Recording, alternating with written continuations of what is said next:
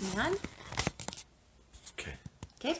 Yeah. Okay, hi, this is Suzanne Williams with Essential Oils Health Matters.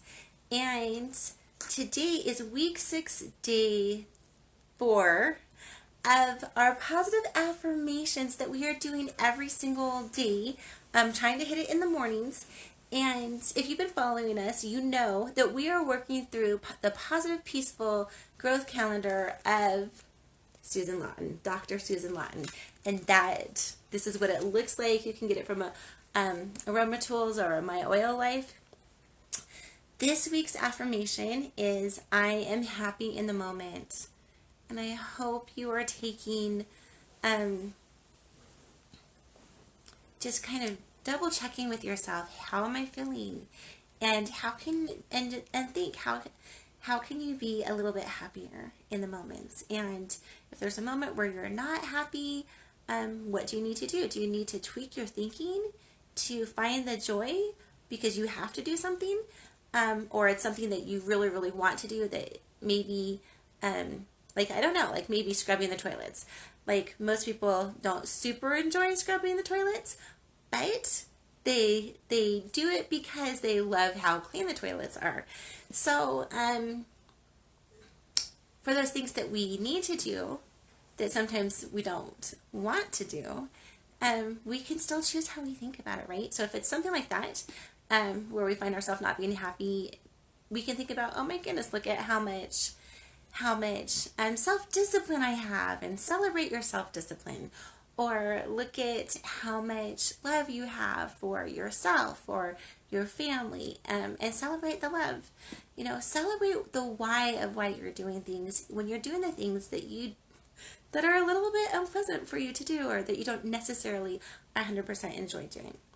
And the other thing I was going to say on being happy in the moment, so if you find yourself not happy, instead of changing your mindset, is there something that needs to be changed so that you will be happy?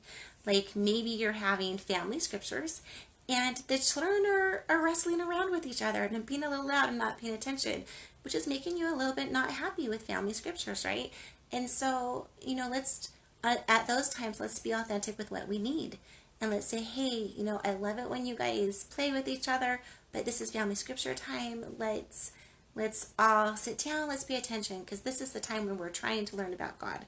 So those are just 2 examples, and I'm sure you can think of many more in your own life. But so if you're not being happy in the moment, to me, the 2 things that you can do, right? The 2 things that you can do is you can change how you think about it, or you can change what's happening so that you can be happy in the moment. And I don't know that we can be happy in every moment. Like I do like that there's a scripture that says there's a time to laugh and a time to cry, a time to have joy or whatever, and a time to mourn. So it's happy, although we all love to feel happy. Maybe that's not something that we need to feel at every moment, but we can feel peaceful, we can feel joyous, we can feel like we're contributing something, we can celebrate different things in life, and that all goes into our overall happiness and contentment. So, anyway, if you're feeling something besides happy, if you're mourning, if you're mourning,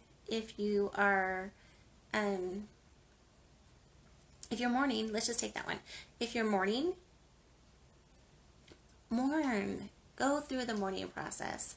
Go through the remembering process. Go through the times that maybe you were angry at that person and you have to deal with them now all by yourself because they're gone. Go through all of that. And then at the end of the process, I hope you'll come back to the happy times that you had together. Or maybe you're in prison because of something you've done, right? And you're like, how can I be happy in this moment, right? And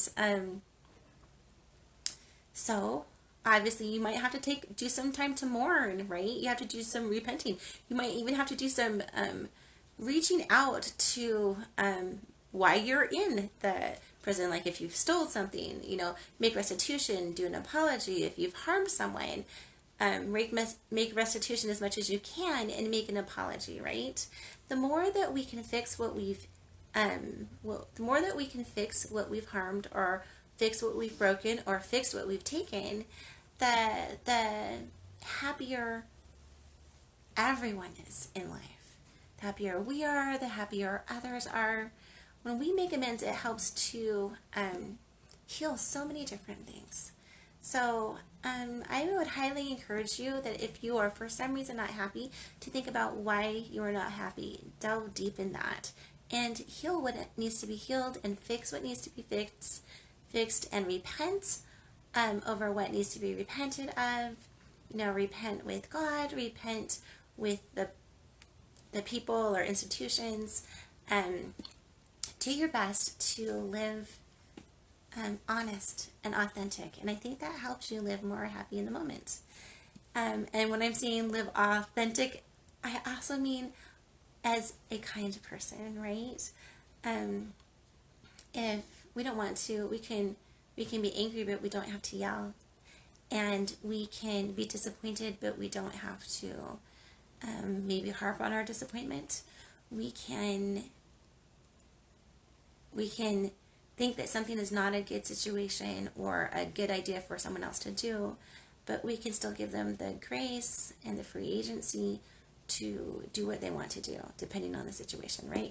So, obviously, if someone wanted to hurt you, or hurt other people, we'd want to put a stop to that, right? So, obviously, free agency definitely is allowed to express itself with boundaries, right? Okay, so there's just a lot of ways to be happy in the moment, and I hope that you are thinking about different ways that you can be happy in the moment. The mantra, we have a mantra for the week, and that's being happy in the moment. And the mantra for the day is, I know I can rest well when I sleep. I love that. Let's just repeat that a couple times to ourselves. I know I can rest well when I sleep. I know I can rest well when I sleep. I know I can rest well when I sleep. Okay, so now that we've gotten the mantra for the day down, I just wanted to talk a little bit about not being judgmental on ourselves, and kind of understanding ourselves and who we are and how we best sleep. Okay, so some people sleep best when the lights are all off and when the window is open, so they get a little bit of coolness into the room, and when it's all quiet. Okay, and there's people like that, and wonderful. And then some people sleep best if there's a little bit of a light on, and if the room is a little bit warm and they have covers on them, so they're kind of cuddled up and cozy. And if they have something playing that they listen to, almost like a parent reading a bedtime story at night. Some people sleep best that way. So I encourage you to not judge yourself on how you sleep, and to figure out what really allows me to sleep best. Is quiet? Does quiet allow me to sleep best? Does a little bit of something help me sleep best? Like sometimes I find for babies sleep best with a little bit of noise going on, and that's why they make all those wonderful products nowadays for babies that have like the white noise and the heartbeat sound and the whooshing sound and just the music, So there's just a lot of ways that people can sleep. So kind of maybe today or tonight, think about how do you get your best sleep, and then go for it. And hopefully if you're sharing a room with someone because you're a roommate at college, or if you're married, right, you might be sharing a room with someone. Hopefully you are if you're married. Anyway, and so hopefully you can be pleasant with the person that you share the room with, because it's going to be kind of hard if you have someone who wants it cool and completely dark and completely quiet, and someone who wants a little bit of light on and a little bit of sound on and the room to be warm, right? So I don't know how to help you work out that compromise, but I just definitely suggest being kind on that one. Okay, so I was talking about sleep.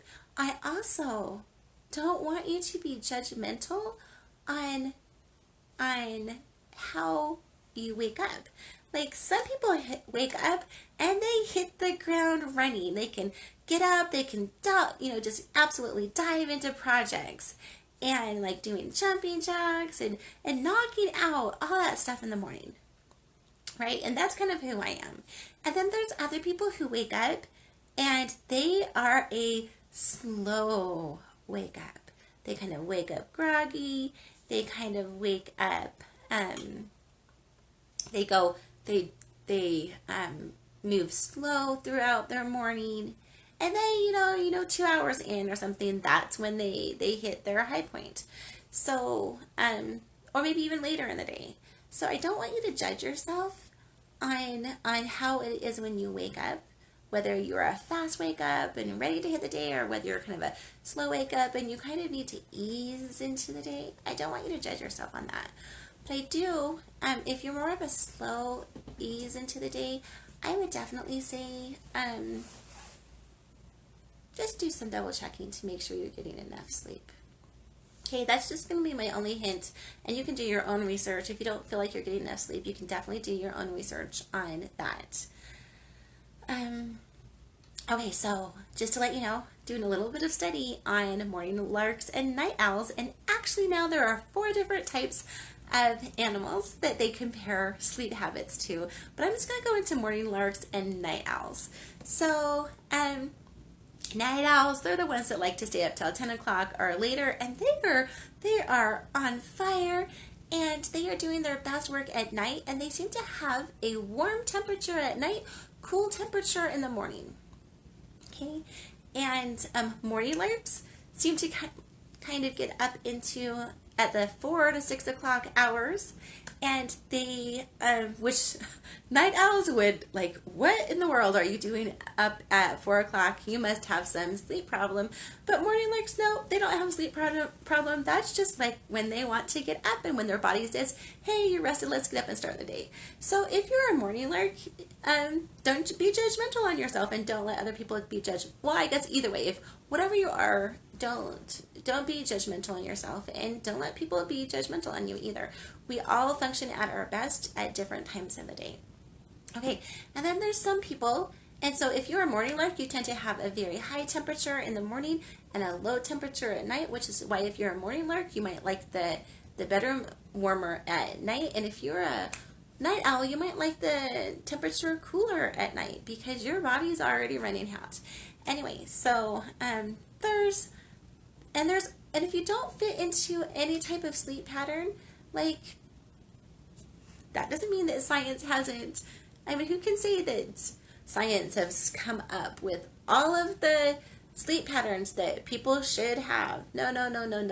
I don't believe that. So perhaps you're a person who wakes up early and you can function until like 10 o'clock or later at night. Like, you are functioning great at both ends of your day, and in the middle, you kind of want to go to sleep and take a nap, right? Don't be judgmental on yourself on that one. If that's kind of who you are, you kind of function really good at both ends of the day, and in the middle of the day, you are super low energy and you just want to take a nap. Take a nap. Allow yourself to do that. Let's just try to see who we really are and run with who we really are and sleep when we really need to sleep, okay? And try not to be judgmental on other people because no one knows what another person needs. I mean, no one really knows what another person needs. Okay, so I'm just going to say 2 things really quick. If you are having a hard time sleeping and you really feel like you're not getting enough sleep, and I'm going to mention some essential oils that can help with that. So one is lavender. Everyone knows how relaxing and calming and sleep-inducing lavender can be, which is why they put it in so many baby products. I can't remember who it was. Maybe it was Edison. Anyway, they were talking about how almost every mom and dad smile when their babies are asleep. And it's not that we don't enjoy them when they're awake, but they can be a lot of hard work. And so I think that most parents are very happy when their children finally go to sleep that night. And anyway, so anyway, we all know that lavender is used in so many infant products because it helps with relaxation and sleep. I would, if you're having a problem sleeping, I would definitely say that you want to diffuse lavender in your room. You're gonna maybe want to make a linen spray and spray some lavender on your pillow or on your bed linen. And you can also put some lavender on the bottom of your big toe, and then kind of on the tops of all the rest of your toes. Like if this is the bottom of my foot, I would definitely rub it all over my big toe, and then I would put it on the tops of my big toes. So that's if you're just kind of can't relax, want to go to sleep. Okay. If you're the type of person whose brain cannot shut down when you go to sleep, I would definitely say that Vetiver might be a super good oil for that. And we talked about Vetiver 2 days ago on Tuesday. But so check out that post, and it would have been matching with I am able to see what I do next. So that was the mantra for the day on Vetiver. Anyway, but if you're, today we're talking about sleep, I just wanted to mention Vetiver again. Vetiver is super good if your mind just is racing and it does not want to shut down. So when I'm doing Vetiver, I'm going to use a lot less than lavender. And I'm not even going to use a full drop of Vetiver. I'm just going to take the bottle, tip it over, get just like a partial drop on my finger, put it on my big toe area again, and put it kind of barely rub it over the tops of my other toes, like the high parts of my other toes on the bottom of the foot. And that's what I would do if my brain can, or what I would do if my brain can't shut down at night and I want to go to sleep. And if you're having that same problem, definitely try Vetiver. Okay, and the other thing that I wanted to say about sleep issues when sometimes people can't go to sleep is that sometimes there's concerning things going on, right? Or you just, maybe you've had a hard day, and the hardness of your day, the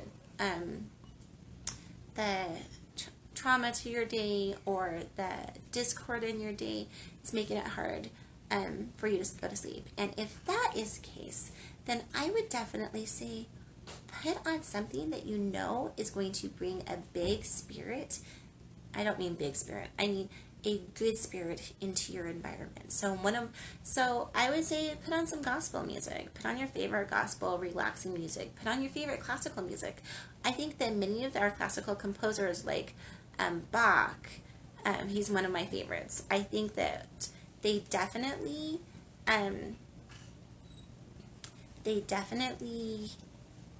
were inspired. I really feel like they were inspired. So if you're having a hard time, I might try a box that Shoot May Safely Graze. Put on your favorite, like if your mom sang you a lullaby when you were growing up, find someone who kind of has that same lullaby style. There's tons on YouTube, on the internet that you can, or on iTunes, wherever you like to get your music, and then put on some lullabies. And the last thing that I wanted to say is that one of my favorite things to do when I can't go to sleep is I love to put on general conference talks, which are talks from our prophet or our apostles or our general authorities from the Church of Jesus Christ of Latter-day Saints. So if there's something, if you've had just like too much negative emotions going on, I would say please, before you go to sleep, bring in some positivity. And so put on your favorite gospel talk too. And then also, is something going on? No, just keep going. Okay, anyway, so also, then you know that every single week we're diffusing an essential oil blend. And the essential oil blend for today is 2 drops of vetiver, which is the oil of centering and descent, and 2 drops of rosemary, which is the oil of knowledge and transition, and 2 drops of wild orange, which is the oil of abundance. And we've already talked about vetiver and rosemary. Today we're going to be talking about wild orange. And we've actually talked about wild orange many, many times in the past. This is my favorite book when it comes to what essential oils can do for you emotionally is called Essential Emotions, your guide to process, release, and live free. You can buy it at Oil Aroma Tools or Oil Life.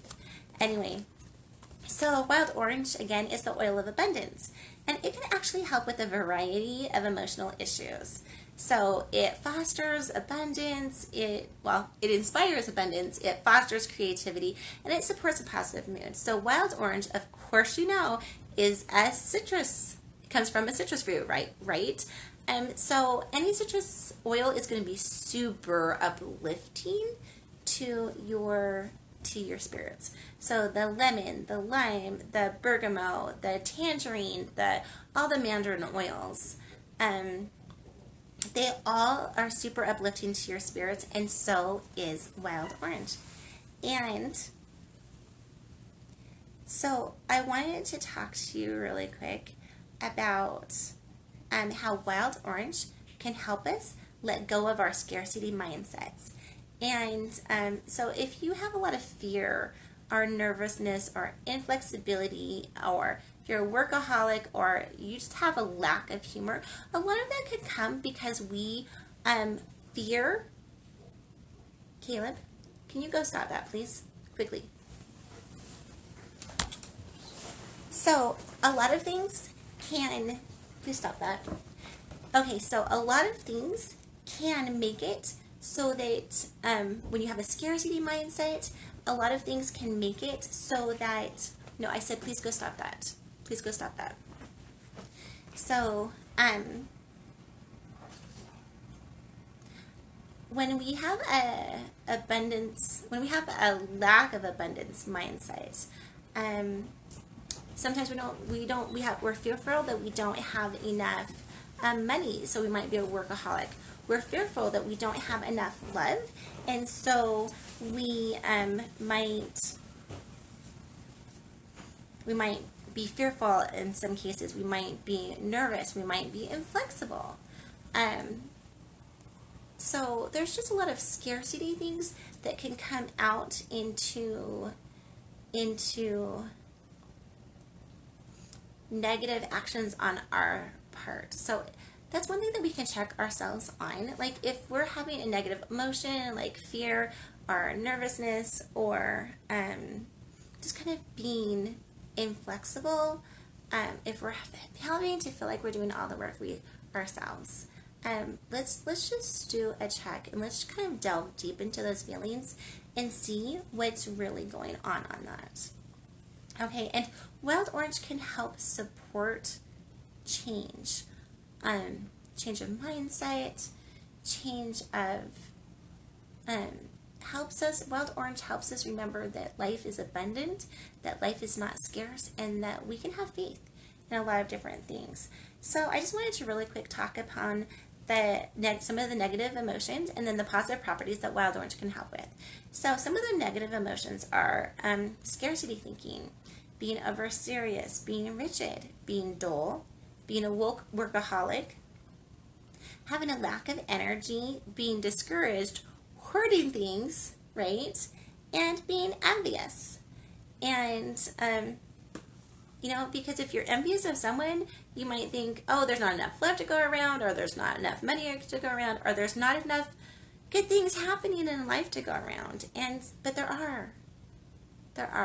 There's really enough of everything. And we can be happy for others instead of being mad when someone gets something good happening in their life, right? So I would highly encourage the use of wild orange. I love it in this diffuser blend. And the positive properties that can address is having an abundant mentality, having a sense of humor, being playful, being generous, being spontaneous, being creative, and being joyful. So when I'm talking here, I'm reminded of a quote by Marjorie Pay Hinckley, and she said there's only two ways to get through life.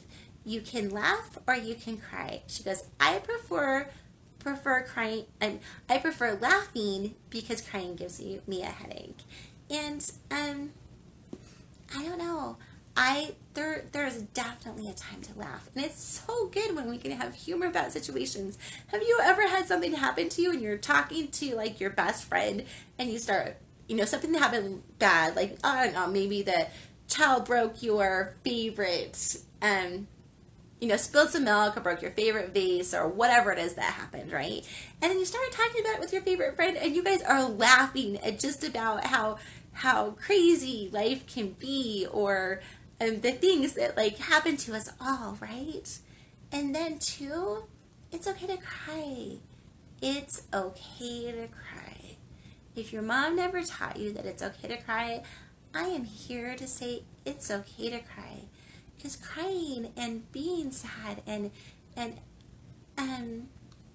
expressing, being authentic with that emotion and expressing it to others can also be connecting. It lets people be compassionate. It helps to unite us, right? If we thought that we were the only one with problems, like how sad would that be? And maybe there's some people out there struggling with a certain problem.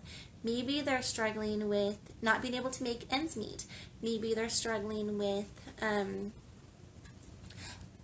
you're knocking this over, Caleb. Maybe they're struggling with a spouse who's being unfaithful. Maybe they're struggling with infertility or a child who's died or something like that, right? If they thought they were the only ones who had that happen, it would be a much harder struggle. But when we can be open about what's going on with us, it allows other people to realize, you know what? My life is more normal, more average. Like more people have this problem too. So I'm reminded again of a talk by a story that I once heard about Gandhi. And Gandhi, this woman came to Gandhi and she said she was just crying and crying and crying. Her child had died and she just could not get over her sorrow. And she asked Gandhi, what do I do? And he said, I want you to go visit.